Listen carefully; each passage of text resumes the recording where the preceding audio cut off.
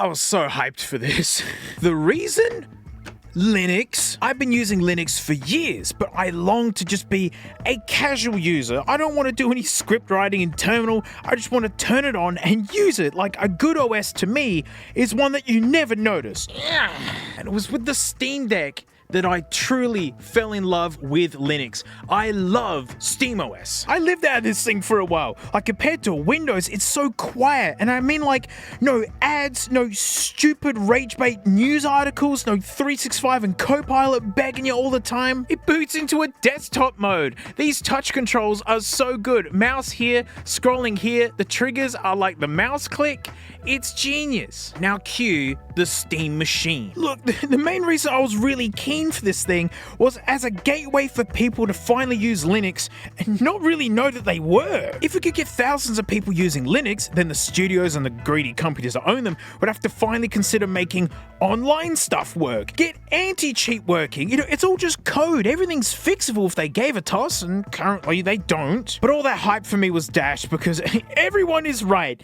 This thing is too damn expensive. Steam machine? Pff, more like mid-machine. The specs hiding in this are last gen at best. Gamers Nexus did a stunning review and breakdown of this thing and showed that for the most part it's hiding the horses of like an RTX 3060. You know, a mid-tier card from half a decade ago. And at best, an RX 7600, a last gen card that most people stepped over on their way to something better. It's barely a base PS5, which is using hardware from 2019. And look, that's fine. You know, look at the bonky size of this tiny nuggo. And it's mostly heatsink too. Like, magnets, always with the magnets. All the power is in this tiny slither down here. The rest, heatsink. Well, the fan on the back of this thing. But genius, DisplayPort, thank you very much. In this world, there's no bad products, only bad prices. And oh boy, that price be bad. Here in Australia, the low storage one with no controller, you just no control, $1,600 for the power of a 3060. So rather than getting thousands of people into Linux, it's basically doomed to just be a weird tech oddity. Something to look back on as the pages of history are being written and go, my gosh, that thing came out at the worst time. I mean, I love the controller as well. For PC couch gaming, this thing is epic. These touchpads, just like on the Steam machine, you can just browse and navigate from your couch without needing a keyboard and whatnot. And sorry for my hands being all cut up. I'm moving at the moment. Here, I'll put a unicorn on it. There. Heal my wounds with what's probably an expired bandage. I mean, even if you wanted one of these, you can't have one. The waiting time is until like next year. I can't believe I even got a Steam machine. You know, like, this isn't a real tech channel. I used to put batteries into old iPods, right? I didn't get on the early list, nor did I even ask for it. I lined up like everybody else. Got lucky, but cool tech is in just such a messy spot at the moment. You know, never mind scalpers taking all this stuff, right? You know, it's the AI boom at the moment. It's completely destroyed the prices of talking sand and its required storage and memory. You know, folks saying to hold, don't purchase any hardware to punish those crappy companies for scalping us so hard. You know, we have no leverage. Like, Micron has given up selling memory to consumers, right? Like, they're a huge player. I looked at all the RAM in my machines in my business. All of it's Micron. It's not from falling sales of them having to consolidate their company to survive.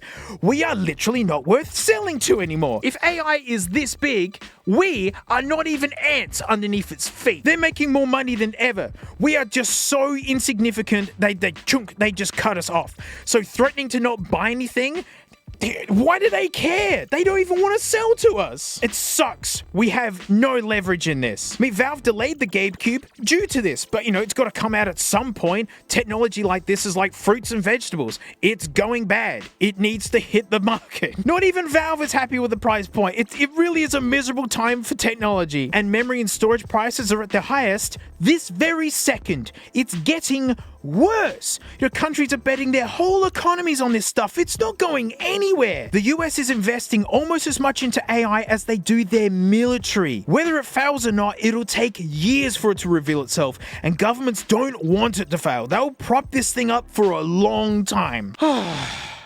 But this is a gaming box, and that's what gaming boxes are for. When you had a rough day and you're not feeling up for it, you disappear into another world and just forget your troubles for a little bit. So you know what, mate? Come on, let's go play some Gabe Cube.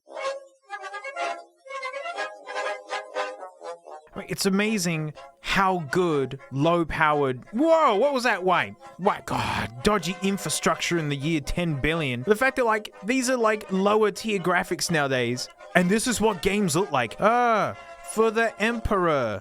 There can't be sausage rolls without the Emperor, I think. This game's sweet, by the way. Friggin' love Warhammer, the whole lore universe. I mean, for Warhammer 40k, there's OG Warhammer. Go, Cadians. Do the thing. Which usually is failure. You gotta wait for us to come and save the day. Bah! Take that, scum! Whoa! I'm taking it, I'm scum! Eat it! He ate it. It's funny, it's like, it's the year 40,000, and the diesel engine never went away. This game does such a good job just showing the swarm. Whoa, mate, what was that? Yeah, this is playing sweet. And I can't even hear the Steam machine. Can't even hear it. Now, here's a hot mess to try and get it to run properly. I mean, this start menu thing always looks really, really, really good. But honestly, only some parts of this remastered game look stunning. Like, stuff in shadow. It's just like, Alright, that's right. This is a save game I did last year, and I never edited the footage. I mean, yet. But yeah, it turns out you never have to level up your character. If you stay at level 2 or 1... the enemies don't get harder. Oh no. Big Demora. Look at this dude. He's in full armor and I'm punching him into the ground like in a bar fight with my bare knuckles. Like my muddy undies and a mohawk. What a game. This looks good though. This is running good too. Take that, Uranus. Can I kill him? Can I? Oh, yeah, I've put so many hours into this game. I love it. Oh, they're remaking number 3 and I can't wait. That's the one that consumed my childhood. This is right at the end of the game when there's just people everywhere. This game's so much fun. You're basically the final boss. You kill like thousands of people per battle. Yeah! Yeah! I love rushing right to the very end and just getting in way too deep. Take this, Ling Tong. I love how good this controller feels, and it's not incessantly noisy, because I like, you know, there's heaps of butt mashing that I'm doing here, but it's not just going like click, click, click, click, click, click. Yes, straight into the final boss. Get in there. So satisfying, cutting through this many people at once. Look at that. And this balky little game console's doing just fine, and no noise at all. I cannot hear this thing, not a peep. I've gotten all the footage I need for this segment of the video, but I'm just playing Dynasty Warriors. I've never been one for these kind of like, you know, Mario Kart clone, I mean, or even just Mario Kart at all. Just because the better you race, the worse punishment you get. I mean, I get it, so you can race your little brother and, you know, it'll be a tight race in the end and all that. But as someone who came from racing sims, it's really frustrating to just get slammed with blue shell, blue shell, blue shell, because you're doing well, you know? But yeah, this is the first time I've played like one of these games and actually really, really liked it, and I've been pouring time into it. Always gotta be Vector, because in the Sonic universe, dude is such a deep cut. My favorite is this though. He's just like riding a torpedo. That's heaps fun. Yeah, and look, there's all these gadgets. There's so many. The customization is nuts. There's this ring element to it, so if you get hit, you lose your rings and you slow down. And this game's optimized brilliantly. It runs on any old crap. And Vector is absolutely humongous. Like, it takes up so much of the screen, but I find it funny. There's like this tricks element where you do more tricks and then like you go faster and perfect landings. Yeah, and again, like this game looks great. I actually love the soundtrack, and yeah, as like a big Sonic fan, there's so many deep cut characters. It's really refreshing, you know, because yeah, it's always been Mario and Nintendo stuff. But hey, this game's kind of like the Steam machine. It's just, yeah, it's just really expensive, but if you can afford it, it's great. Then yeah, you head into different worlds. Yay. Wish Vector would put some pants on, man. Like, you can afford it. How much does that gold ring set your bag? You got shoes on, no pants? And yeah, it plays these real games something else. And look, having the mouse controls for it, the compatibility is incredible. Yes, a real game. It's funny, this game has more secrets and Easter eggs than most AAA games do these days. Ah, it's a delight to spend time with you all. This doesn't make sense to you, well, then I don't know what could. Nearly there. Haven't heard a peep out of the Steam machine. Really, really good game. Really good. One of the greatest games to ever come out. Ultimate Drummer. That's how I forgot what my character looked like. This is such a good game. This is what drumming's really like. You get in the mine car, and then you ride the mine car, and you forget to jump, but it's okay because you haven't played it in a while. But yeah, you jump the mine car. This is what getting to gigs is like, especially if your car sucks. Oh, damn it. No, whoa, no, no. Whew. Old games that still play and look excellent to this day. If you haven't played this, please do it. Mark Hamill's the Joker. Oh, I want Danny DeVito as the Penguin. That's way more fun. Take that, Penguin. Come back when you're Danny DeVito. Yeah, like, games like this just take no effort at all to run nowadays. Like, nothing. And it still looks good. And the gameplay is ace. You gotta end with Cyberpunk, huh? It's the crisis of the modern age. 65, 66. There's even a little bit of ray tracing in here somewhere. Is the Steam machine powerful? No. Is it tiny, Borkus, and basically silent and uses bugger all electricity? Yes. Is it too expensive? Yes. If you're not counting frames and you're just playing the game, it's excellent. It's dead silent, uses bugger all power.